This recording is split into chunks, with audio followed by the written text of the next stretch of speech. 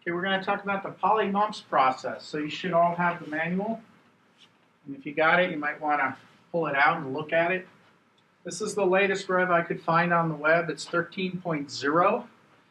So PolyMUMPS is done by a company called MEMSCAP. So you can find them on the web. You can actually find the manual on the web at their website. So it's MEMSCAP, MEMSCAP. And they've been around, this process has been around since about the late 80s and early 90s, when Berkeley started making MEMS devices. So it's a simple 3-layer poly process, and it has one metal layer, so you can make things shiny, so you can make mirrors. Right? It would be one application where you can put metal leads down if you want to carry more current.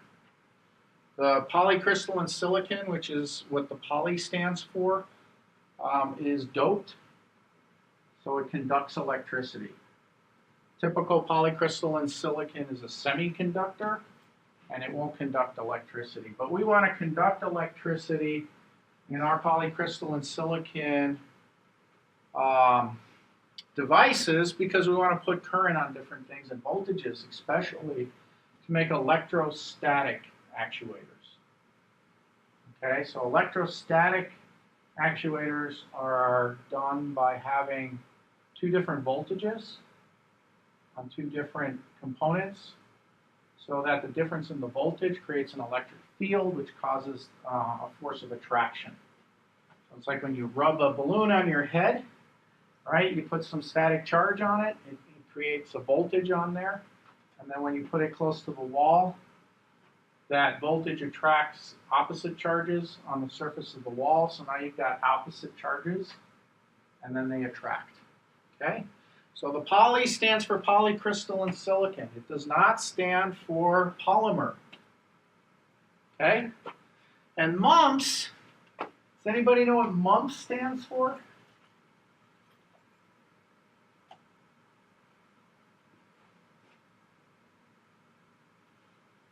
I believe it's multi-user MEMS processes. So the whole idea with MUMPS is that each individual can create their own chip, a 1-by-1 chip, 1 centimeter by 1 centimeter, 10 millimeters by 10 millimeters, and you can design a lot on that space and make your device on there. But since it's a 1x system, that means there's no demagnification, there's no shrinking of the mask. It's like the masks we have in our clean room. They're 1x, so you can do multiple devices on one mask, right? So you could have many 1 centimeter by 1 centimeter chips on a 4-inch wafer or a 6-inch wafer. If you do the math, you can probably get like 40 or 50 chips on a wafer. So that's why this is a nice process, because if you're prototyping something, I have an idea, I want to try it out, you make one design on a chip, and then another person makes a different design on another chip, et cetera, et cetera. You can get 40 people to put chips on one wafer, or one mask set. So the mask set might cost, $500 to $1,000, probably about $500 per mask. And I'm not sure how many mask layers are in this process. There's probably 12 to 15 mask layers. So that's, 7 to 10 grand just for a mask set, right? And then you got to process it. That costs money too. You need to buy the wafers, all the chemicals, all of that stuff.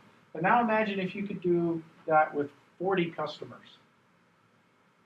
So now you just increase the cost down to, what, 2.5% of what it would be for one customer. Of course, you only get one chip on each wafer, so you run 25 wafers, and you get 25 chips if all the wafers are good. Okay, and then they cut the wafers up at the end, and they give out the individual chips to the different customers. So you get a handful of chips from one run, and then you can test it and see if your idea works. And then you can do another run. Okay, so PolyMUMPS is pretty cool about that. You can do multiple runs in a relatively short amount of time, and you could say you could buy 5 of the chips and have 5 different designs and run them at the same time. Okay, so that's the whole idea between PolyMUMPS, is so you can do a lot of different prototypes for a little bit of money. So if you want 15 chips, right, it's going to cost you about $5,000 if you're an educator. If you want that many chips or more from Sandia, Sandia can give you more chips, but then their chips are only 3 by 6 millimeters instead of 10 by 10. So you can't put as much stuff on a chip. You can get more layers, you can do more complicated things, but it costs you $80,000 for a run. Okay, so you got to play with that, right? And most of the MEMS devices are fairly basic. And for our class, you'll learn everything you need to know about designing MEMS devices. You have to learn how to follow design rules, how to design your part to work on a certain process. So you're designing to their factory, right? You can't change the thickness of the polycrystalline silicon. You can't change the spacing between layers, but you can change the shape of the layer. You can change how long or short the cantilever is. You can do those kind of things. Okay, so you have a lot of flexibility, but it's inexpensive because you're designing to a process that's set up and just runs. Okay, so it's cheap. If you don't change the process, it's going to be a lot cheaper. Now, if you want to change the process, let's say you want to add a layer or add some other material, then it gets real expensive. And I think we talked about that last time. Okay. So this is a really good manual. I want everybody to go through it and read it several times. The first chapter talks about their 3-layer polysilicon surface micromachining process. So there's 3 structural layers, 3 polycrystalline silicon layers. Okay, poly 0, poly 1, poly 2. Now they call it poly 0 because it's the first layer, right? It's the 0th layer. The thing about poly 0, it doesn't move. Okay, so don't think about using poly 0 to make moving parts. What poly 0's purpose is it's an electrical ground plane. Okay, if you don't put poly 0 underneath your parts, the electrostatic charge will cause your parts to not move and stay stuck to the silicon nitride surface underneath. Okay, so we use poly 0 as an electrical ground, and we can also use it to apply different voltages to different parts. So you can use it for tracing outlines as well. So if I want to make a line that goes from a bond pad, for example, to maybe the bottom part of an actuated cantilever, then that actuation plate could be drawn in poly 0. So you're going to draw in different layers. That's why we talked about the different layers kind of separately. Because in design, you're going to draw in different layers. This is what the final product would look like if you were to cross-section it. It's not to scale. Some of the thicknesses and stuff are going to be a little bit different. It's not to scale, but it's there to show you an idea what the cross-sectional view is. So when you see a picture like this is called a cross-sectional view. Okay, it's a cross-sectional view. So they built something, they designed something, I should say, and then they cross-sectioned it to see what it would look like. So you can see how the different connectors work and that sort of thing. So the black is the first layer they put down. That's called silicon nitride. And you guys worked with silicon nitride last semester. We used it as a hard mask when we patterned the back of the wafer with the cavity openings, right, in the silicon nitride. So the silicon nitride was protecting us from etching the silicon, except where we wanted to build the cavities. On the front side of the wafer, the silicon nitride was the membrane for our pressure sensor. In this case, the silicon nitride is to isolate the MEMS device from the silicon substrate. electrically isolated. Okay? That's its purpose. The red piece you see, the next layer, if you go from the bottom up, that's the way you make it. So that's an important thing to note. When you're making a device, you're building it from the basement up. Okay? It's like building a skyscraper. So if you use that as an analogy, maybe that'll help you remember. So the first layer you put down is the one on the bottom. The next one's the next one up, etc. So we've got silicon nitride, then we put poly 0 down, then we put the orange stuff, which is our first oxide layer.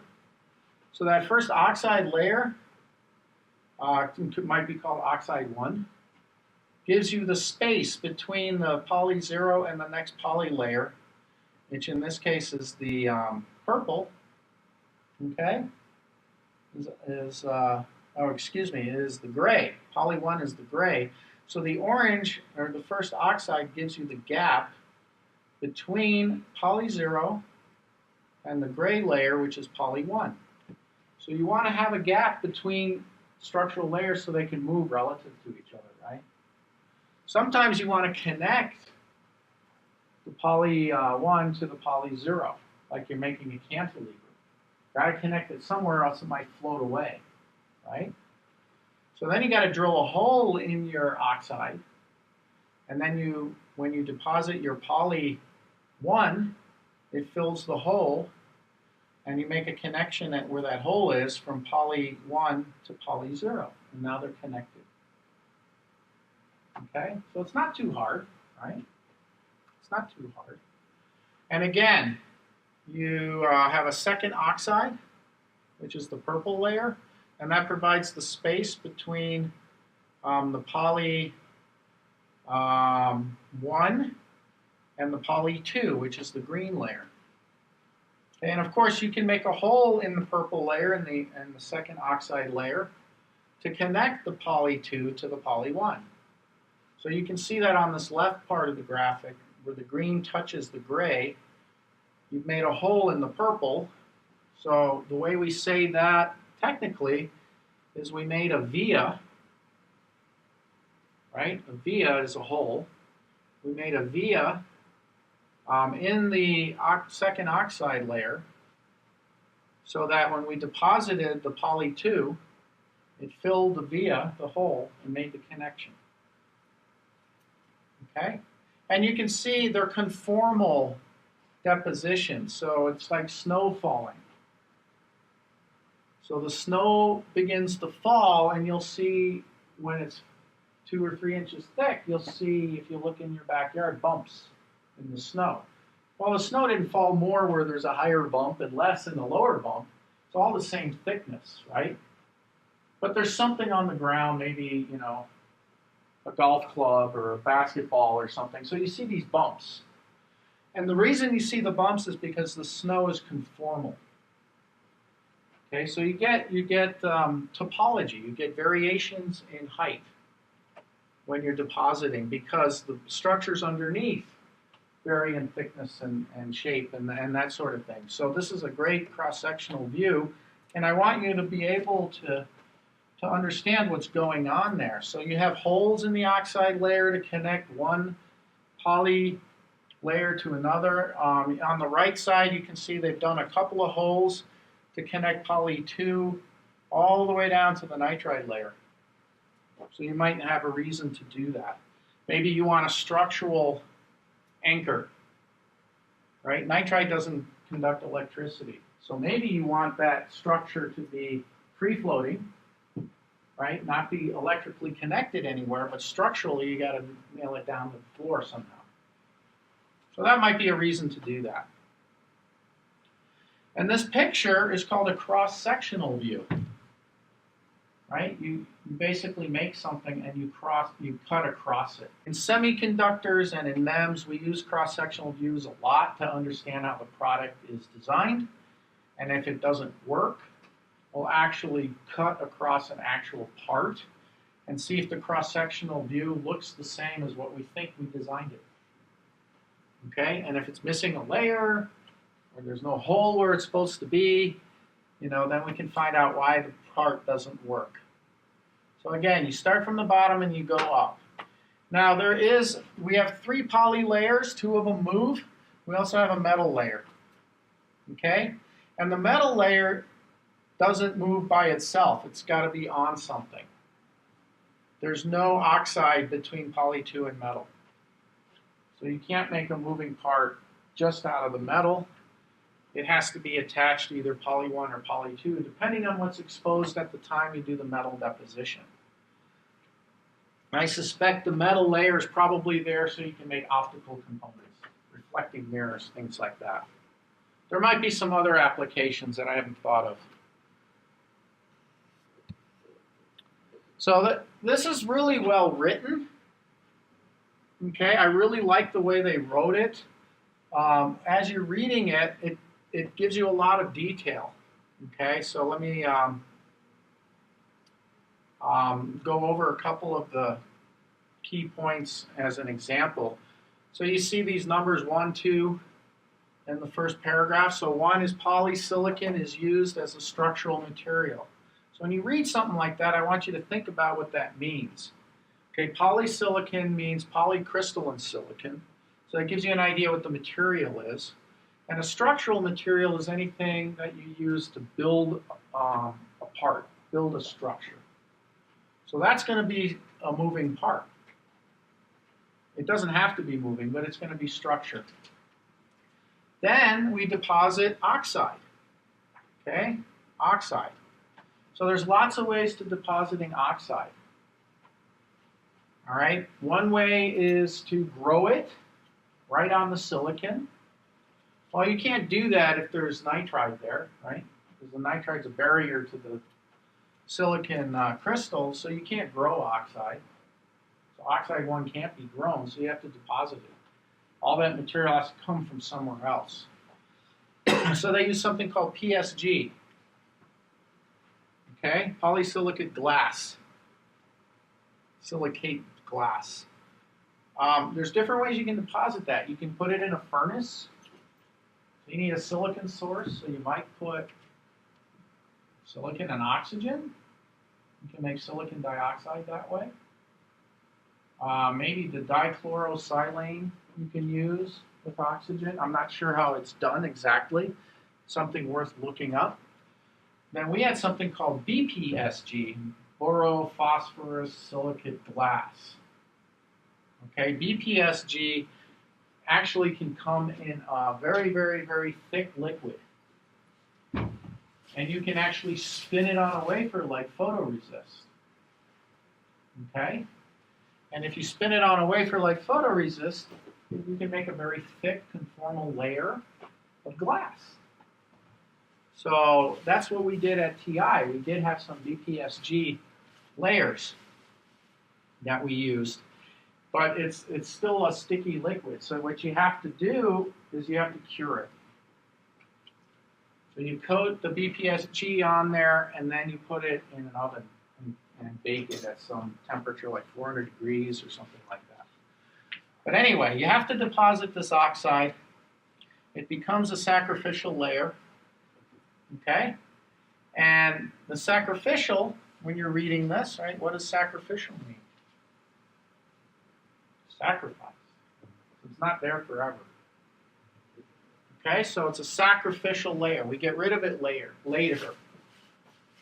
Okay, so when you're reading these things, and if you don't get some of the terms, you can Google them. That's what's so nice today. You know, you can just Google the word. You go to Wikipedia. You find out what sacrificial layer is.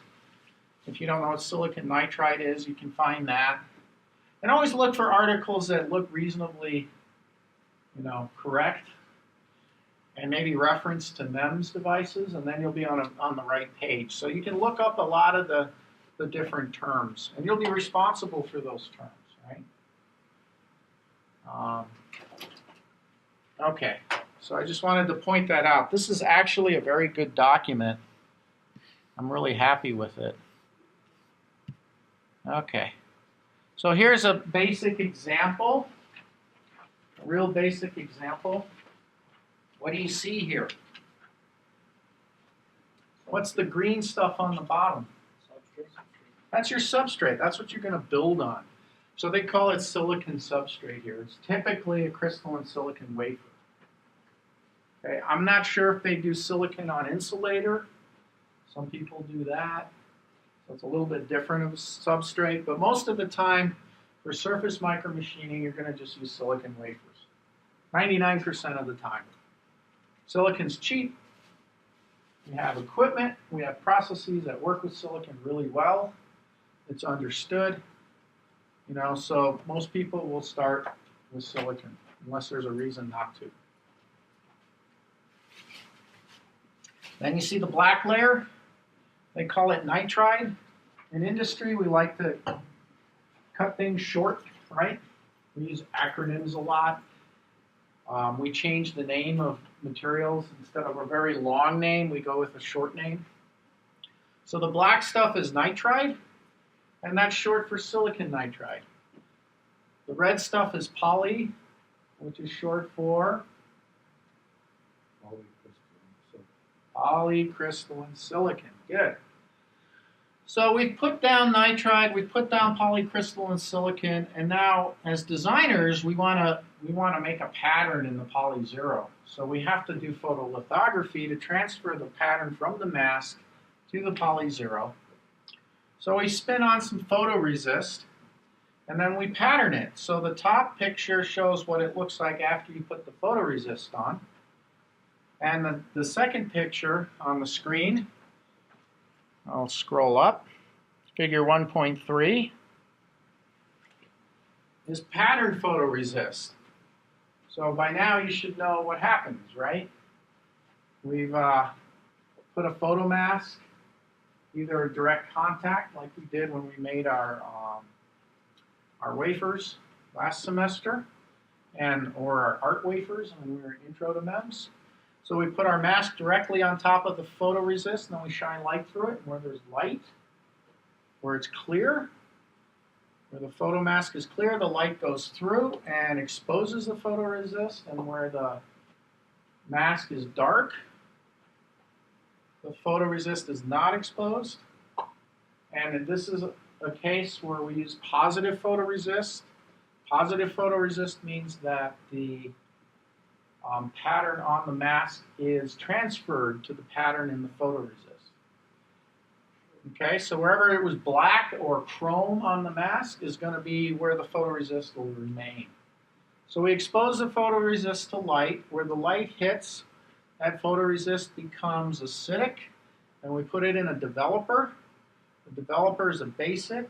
Acids and bases react. It removes the photoresist where the light hit. Another way to remember it is what shows goes. And that's a positive photoresist process. Okay? And we just keep doing this over and over and over again. So here we show what happens after the photoresist goes to the etcher, and we etch away what was exposed. So the parts of the poly zero that was exposed, that was not covered with photoresist, is etched away. Now this shows what it looks like after we've etched it and we've removed the photoresist. So there's another step. So we etch and remove the photoresist. Okay? One of your assignments will probably be to sketch out the process flow in a block diagram. Okay, so step 1, step 2, step 3. All right? So, and you can refer back to this lecture or to this document. Okay, I'm going through this in gory detail because as you're drawing, you're going to start building up that cross-section in your head. But all you'll see while you're drawing is your mask, looking at it top down. Now you'll be able to cross-section what you draw and then see that side view at any time along the process. But the better you are at visualizing it from different angles, the better it'll go for you when you're designing. Okay, so now we put the poly zero down, we've put photoresist, we've patterned the photoresist, and we've etched away what the poly zero that was exposed, and then we've stripped the photoresist off. Nice. So now we have a nice piece of poly zero on the wafer. All that work, right, to get a little bit of poly on the wafer. So now we want to get ready to put another structural layer, poly 1. But we need to create a space first. If we put poly 1 right on top of poly 0, the two will stick together and it'll be what's called a laminate. Now you might want to do that. You might want to do that for a reason. Maybe you want to put more current through a part of your device, right? So you might want to make 2 layers of poly, okay? And then you might want to only have 1 layer of poly and make it thinner in width, okay? Where you want a heater. So you can drive current through the thick poly and the wide poly, so the resistance is low. And then you get rid of the poly 1. You visualizing this, right? So now you only have poly 0, and then you make the poly 0 thinner, less wide. Now you have a filament, right? And if you drive current through that wire, where the wire is thick, no problem. Drives the current through, it has low resistance, not a problem. Then you hit the thin wire, resistance goes way up, right? Because resistance equals resistivity times what? L over A. L is the length of the wire, A is the cross-sectional area. And the cross-sectional area is the width of the wire and the thickness of the wire. So you can think of these cross-sections of wires as being rectangles. They kind of are. Very close. So you might want holes in your oxide where you want a doubly thick poly, if you want to drive a lot of current, for example. And then you get rid of you don't do it in areas where you want a thin wire to make a heater. So that's how you make a heater. You have a thick wire coming in, and then where you want the heater, you make a really thin trace and make it only 1 poly thick. That could be an example. Or you're making a cantilever or a gear, you want the gear to move over the poly 0, so now you need a space of oxide. All right, so we got poly 0, now we put a layer of oxide down. They call it first oxide. Okay, this is a really cool image. We've gone ahead and we've done an anchor etch. So we've removed some of the oxide. So of course we have to do what? Oh, I think we might have skipped ahead. Let me go up a couple here. Yeah, we've skipped ahead. Okay, there's the oxide. Actually, the next step is dimples. So this is kind of a weird thing, and it confuses students all the time. We want to make dimples, and the way we make dimples, okay, I'm trying to read how they do it. They do I think they do a timed etch. So they have oxide of a given thickness, and then they pattern it with little holes in it where they want their dimples. So those holes in the photoresist allow you to etch it. So I'm going to draw a photoresist on top of this after we've done the dimple mask. Okay, just to reinforce that. So after we do the photoresist deposition, we pattern it with dimple holes. So we make little holes in the photoresist. That makes sense? And then we etch, but only partially down into the oxide. So we get little divots in the top of the oxide, little divots. Those are called dimples. Okay? Why the heck do we want dimples? Because we got a problem with parts sticking to each other. All right? So we do dimple etch partway into the first oxide so that when we deposit our next layer of poly, we get a little bump on the bottom of it. Does that make sense? So if I draw it on here, right, I'm going to deposit poly 1. It's going to fill the hole, isn't it? Okay? So if you're making a cantilever, for example, you're going to have this dimple on the end of it, maybe an anchor cut. You can see the anchor cut in the next slide. So you get something that looks like a diving board with a dimple on the end of it. Why do you think I want a dimple on the end of it, on the bottom of that diving board? Contact layers.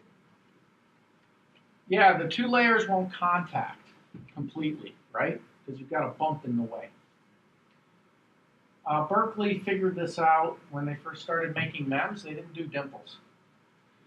So when they dissolved the oxide that's between poly 0 and poly 1, they would put it in a chemical etchant bath, right? So they would etch away the oxide, and then you're left with a solution between poly 0 and poly 1. Now when I dry that solution, it starts to dry at the end of the cantilever, for example. Right? Remember, this between the cantilever, poly 1 and poly 0, okay? There's a gap that's formed by the oxide, and as I'm dissolving the oxide underneath the structure, in this case a cantilever, you get a meniscus, don't you? You get an interface between the liquid and the air. Okay, does that make sense? Right? You've probably seen that. If you've worked with graduated cylinders and you fill them up, they always tell you to read the bottom of the meniscus to get an accurate reading. And you can see that the fluid creeps up the side of the graduated cylinder. Well, on the micro scale, it does the same thing, but what's interesting is the surface tension of the fluid is pulling down, is pulling in on that meniscus. So this cantilever, or this thin structure you're making on the micro scale, is going to be wanting to be pulled in to the layer underneath as it's drying. So you can actually get your cantilever to bend down and make complete contact. The poly 0 cantilever makes complete contact with the underlying poly 0. So poly 1 makes contact with poly 0. They're the same material, aren't they? So if you have the two same materials that are very flat on the micro scale, and they come very close together until they're touching, okay? Then you have a problem called stiction. These will basically be welded together because they get so close, the intermolecular forces, the van der Waals forces, V-A-N-D-E-R-W-A-A-L-S, van der Waals forces, they act over very short distances, and they're very strong. And they're a collection of forces, intermolecular forces, that sort of thing. So if you get these two materials that are the same, very, very close to each other, they will stick, and they'll basically weld to each other, and then nothing moves, right? Nothing's moving. So to avoid that, we create a dimple. Now if there's a dimple there, right, and your solution's drying out, and that meniscus forms like we talked about before. I drew the picture on the board that shows the dimple. The dimple stops the cantilever from making full contact with the surface underneath. So now you only have a very small area in contact. It ain't going to stick because the spring constant of the cantilever is strong enough to keep it from sticking. What's the name of that little thing that sticks out? That's called a dimple. And what's the hole that it fits in? There is no hole that it fits in. Well, let me back up. It's flat. What's the hole in the oxide layer called? Dimple or dimple cut. If you're doing Sandia Summit 5, they call it dimple cut. So the dimple itself is the thing that sticks out. Here they call it dimple. In the photoresist, you make little holes, and then you only etch part of the way in. So you make these little divots in your oxide. They don't go all the way through. If you etch too long and they go all the way through, then you're welding things onto the poly 0, and you defeat the purpose of the dimple. So that's what you do, is you create the dimples. Yay! So we've made little holes in the photoresist, then we etched part of the way through the oxide, and then we got our oxide dimples. That's wonderful. What's next? Now we do our anchor cut. So wherever we want to get rid of the oxide and connect poly 2, for example, to nitride, we're going to make an anchor so the part doesn't float away. We make an anchor cut. Now you can also make an anchor cut in the oxide if you want to connect something right to poly 0. Just depends where you put the hole. So again, you put photoresist on there, you pattern the hole in the photoresist, and then you etch away what's exposed. So now we got anchor cuts and anchor 1 etches. So we got dimples and anchors. What do you think the next step is going to be?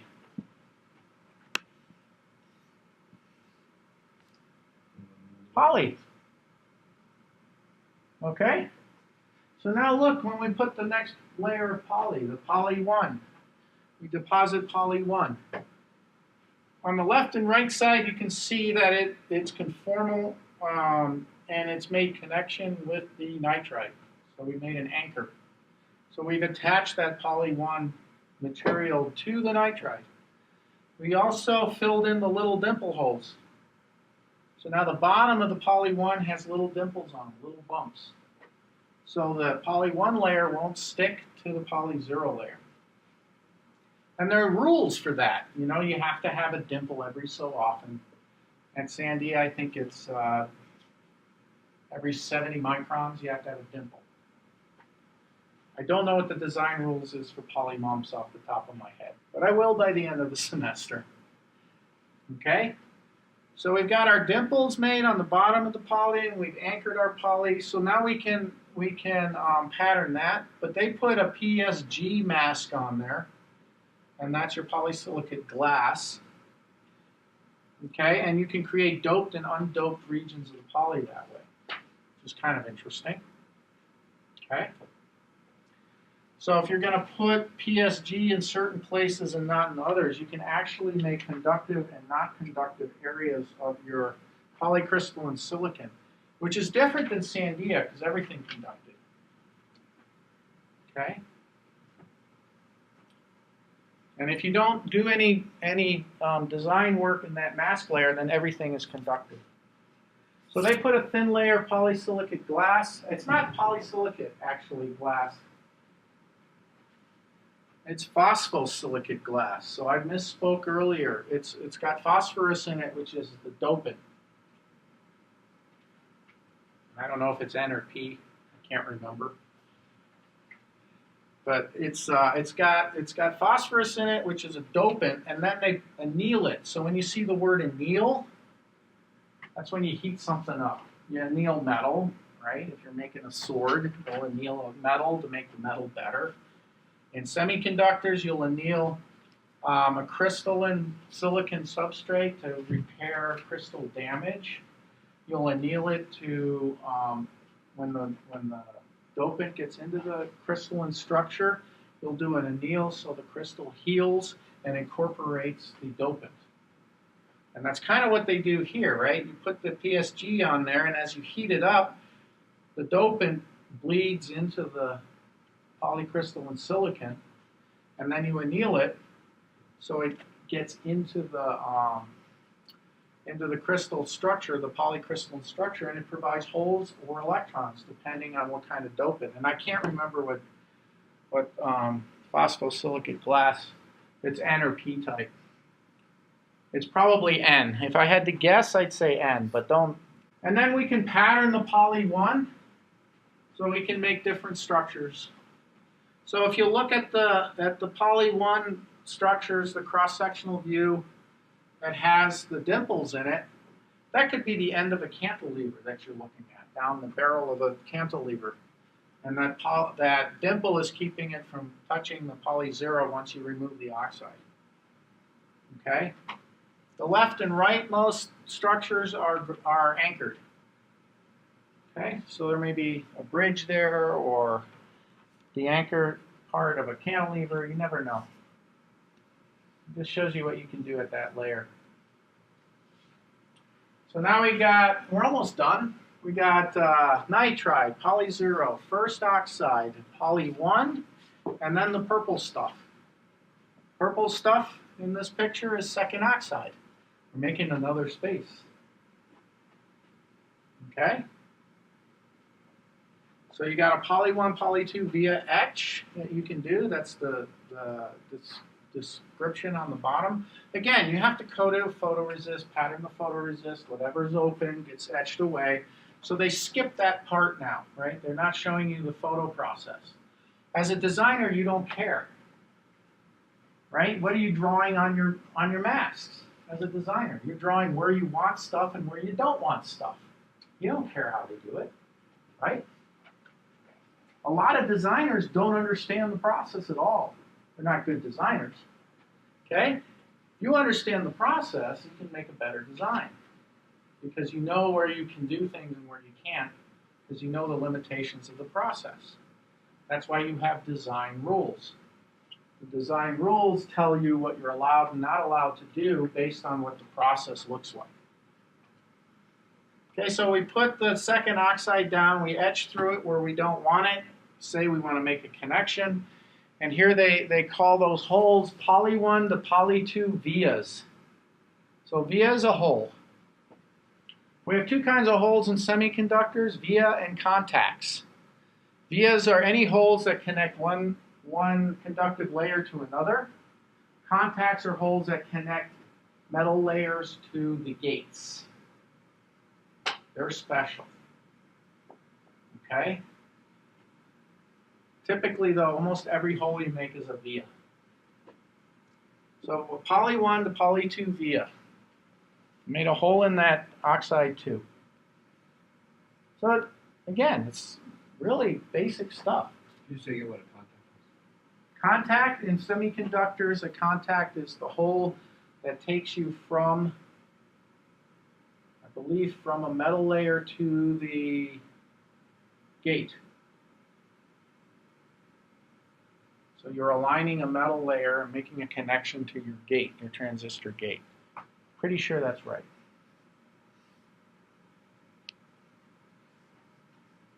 All right, so here we are.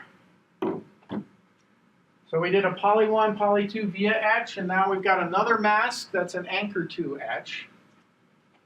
Okay, so we're going to make a hole in the second oxide like we did with poly 1, poly 2, but now we're drilling through an oxide underneath instead of making a connection to the poly. So we're drilling through two layers of oxide. So that's a different etch. That's a different chemistry, so we need a different mask. Okay, so when you're designing in MEMSCAP, in PolyMUMPS, you're going to have to make a layer that's anchor 2 etch and another layer that's poly 1, poly 2. All right? So you can see, even though you have one material that you put down, you might need 2 or 3 masks. The other case was when we were making the dimples. You'll have a dimple mask in process, and then you'll have the anchor mask in process. So you're going to have 2 lithography steps to deal with one layer. Does that make sense? It'll make more sense as you keep doing it over and over and over again. And now we put another PSG down. That's the phosphosilicate glass, not polysilicate glass. I'm going to correct myself again. Phosphosilicate glass. And again, the purpose of that is to dope what's underneath. So at Sandia, they use an implanter to dope it. At MEMSCAP, they put phosphosilicate glass on there, which has the dopant in it, and then they throw it in the furnace. A lot cheaper to do it that way. In fact, the first transistors were made that way. They use spin-on dopant. Okay? So you need a dopant to make your polycrystalline go from being a semiconductor material to being a conductive material. And what's nice about their method of doing it, you can actually make some areas conductive and some not conductive, just by playing with the PSG mask. All right. So now we have a nice cross-sectional view on figure 114. The thing in the middle, what's that kind of look like to you? Does anybody have a concept of what that looks like, that cross-section? You've got that green thing in the middle. It's poly 2, right? It's connected all the way down to poly 0. Okay, it has a gap. The oxides are gaps. They're not removed yet. We didn't take the oxide out. But it has a gap between the poly 2 and the poly 1. But there's an overhang, isn't there? Here's poly 1, here's poly 1. Imagine if poly 1 was a ring coming out of the page. Yeah, it's a gear hub. The green thing in the middle is a hub.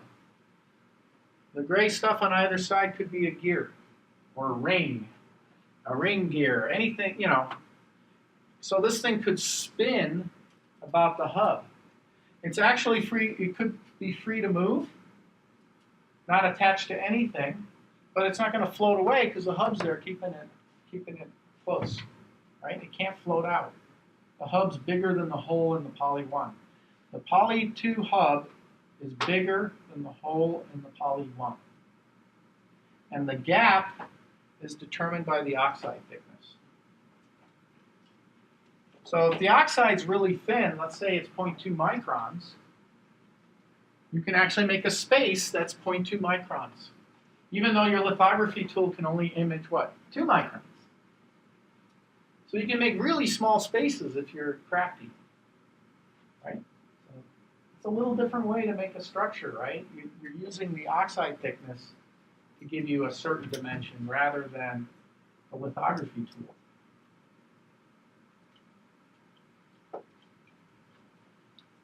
Very interesting.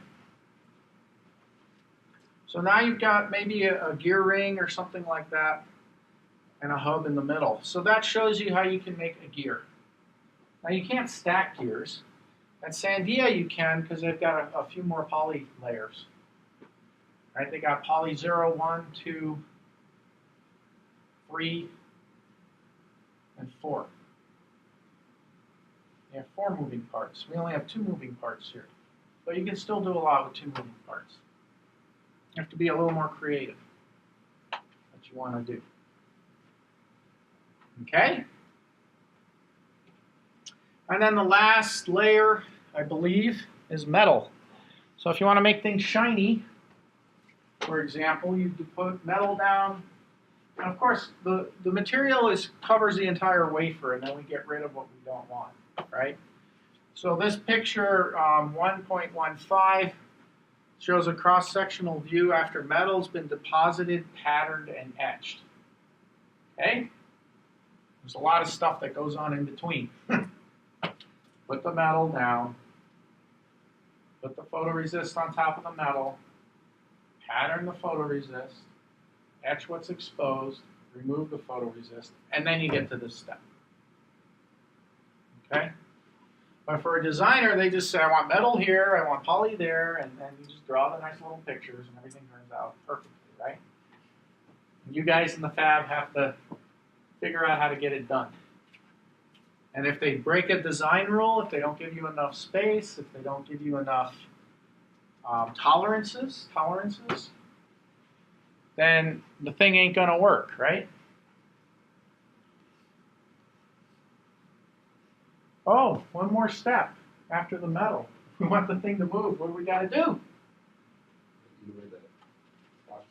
Get rid of the oxide. So the oxide is called what kind of layer? Sacrificial. Good, Roman. Sacrificial. And the poly layers are structural. So there's 2 classes. And then the nitrite's kind of funky. It's not really structural, but it acts as a electrical isolation, and it protects the silicon from being inadvertently etched from the developer, because developer will etch crystalline silicon if you're not careful. And I think that's it. Yeah, I'm going to do another lecture probably next week on design rules. Okay, but I just wanted you to go through go through the process, have me talk through the process. And then what we'll have you do is, in a little bit, is have you come to the board and based on the process, draw what a cantilever, how you would make a cantilever. And I'll have you draw what the mask would look like, and then draw what the cross-sectional view would look like. And you're going to make a lot of mistakes, but that's fine. You know, but then you'll start to conceptualize it. Okay? So that's all I have for today. So you guys have any questions?